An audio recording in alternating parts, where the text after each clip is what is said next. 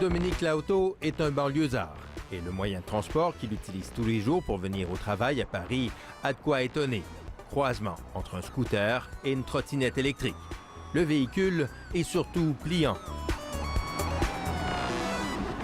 ce qui lui permet de l'emmener jusqu'au bureau dans tous les sens du terme. Il l'utilise depuis 4 mois et ne regrette pas son achat. Parce que je mets 25 minutes avec cet engin, alors qu'en transport en commun, je mettrais à peu près 1h10. Donc le gain n'est pas négligeable. En matière de déplacement, Nicolas Thiébaut a fait un choix similaire, si ce n'est qu'il ne circule, lui, que sur une seule roue, une gyroroue électrique sur laquelle il a déjà parcouru près de 3500 km en à peine plus d'1 an. C'est vraiment totalement un moyen de transport puisque j'ai même vendu ma voiture depuis que j'ai découvert la roue. Ça a vraiment changé quand même une partie de ma vie, parce que je me déplace plus que comme ça. Au passage, il dit économiser autour de 1 000 $ par mois en frais de transport et surtout, il tire une très grande fierté à l'idée de ne plus polluer.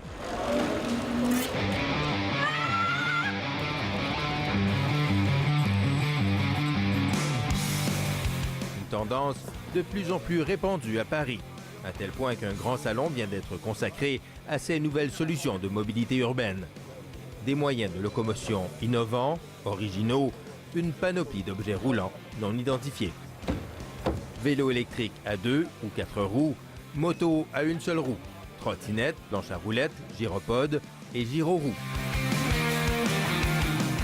Impressionnante de grâce entre les bonnes mains, ou plutôt les bons pieds, mais qu'il faut d'abord apprendre à maîtriser.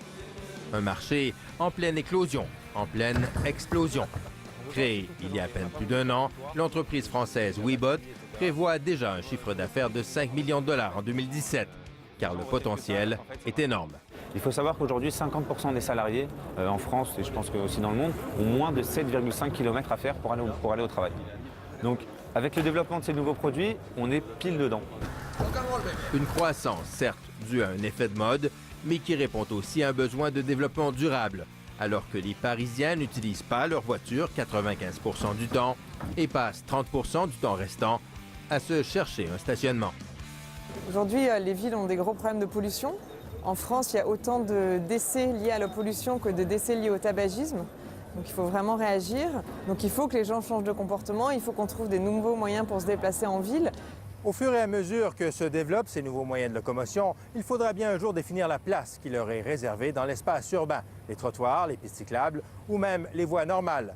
Et d'ici là, les usagers, les cyclistes et les piétons vont devoir apprendre à cohabiter. Ici Jean-François Bélanger, Radio-Canada, Paris.